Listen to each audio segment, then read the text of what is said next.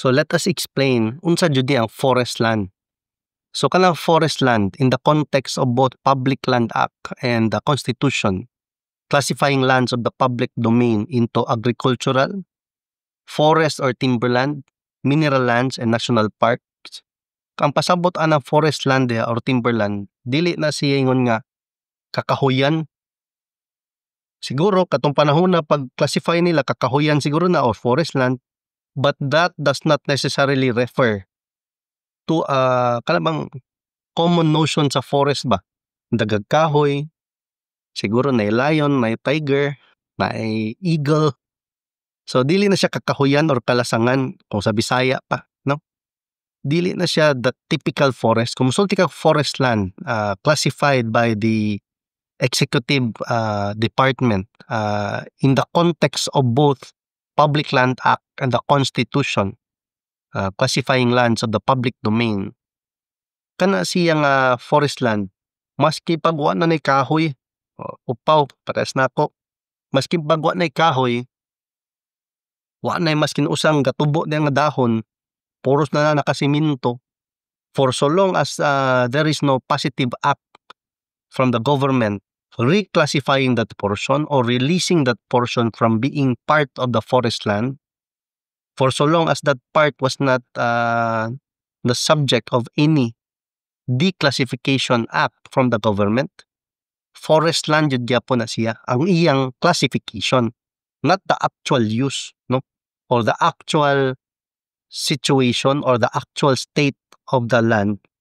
Kaya posible ang kanang yutaa commercial use na gina siya, commercial land na ang iyang actual nga status, iyang actual use, but for so long as that portion is part of the classification of the government nga forest land na siya, maskin wa na nay kahoy, wa nay dahon, wa nay maskin usang ugat diya sa tanom, forest land jud gihapon na siya. That will not change, no?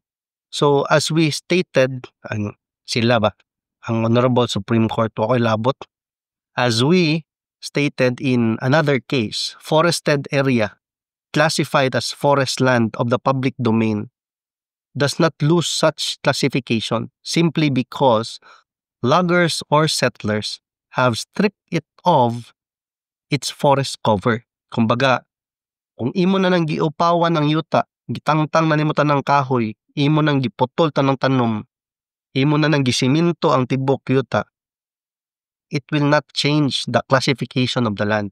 Forest land jud gyapon na siya. Okay? So parcels of land classified as forest land may actually be covered with grass, or planted to crops by kaingin cultivators or other farmers. So posible ka na siyang yutaa, iyang actual use, agricultural land na, kay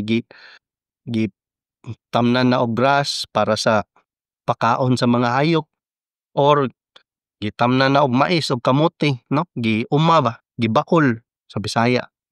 Bisaya mo ko guys. So mo na siya nga kana siyang yuta, posible na itan-aw nimo umahan na uma ni Pedro, baol ni Juan, pero ang iya gyud ding legal classification forest land, iyang actual use agricultural land lang, but for purposes of classification of lands in the context of the Public Land Act and the Constitution, ang kanang masunod jud is ang classification by the executive government kung kana siya nga area forest land or dili. Okay? So in order to successfully accomplish a judicial confirmation of imperfect title, you must be able to establish na naay certification from the appropriate government nga alienable and disposable ng yutaa, and you must be able to support it with the appropriate proclamation showing the positive act of the government declassifying or reclassifying or releasing that portion where your land is situated from being part of the forest land or any inalienable land of the public domain. Mo na siya ang lesson, mo na siya ang doctrine, mo na siya ang legal principle nga atong ma-learn sa ani nga kaso. Okay, karaan na biyan yung kasuha, pero nindot kayo. Okay, so parcels of land classified as forest land may actually be covered with grass or planted to crop.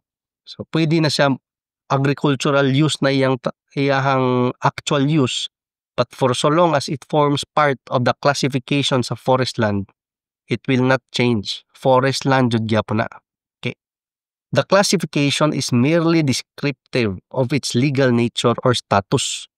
So mo na siya, descriptive of its legal nature or status, dili actual use, and does not have to be descriptive of what the land actually looks like.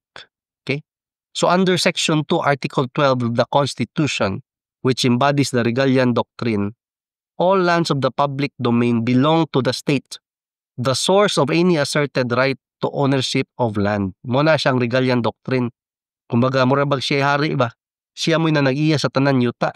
The source of any asserted right to ownership of land.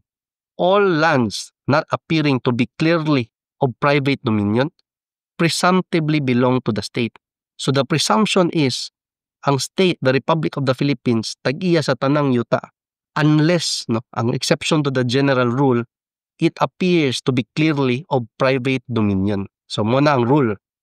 So public lands not shown to have been reclassified or released as alienable agricultural land or alienated to a private person by the state remain part of the public domain. Nindot kay pagkasuwat, no? So I will see you in the next episode, and let's talk further about the prerogative of classifying or reclassifying lands. So I'll see you in the next episode.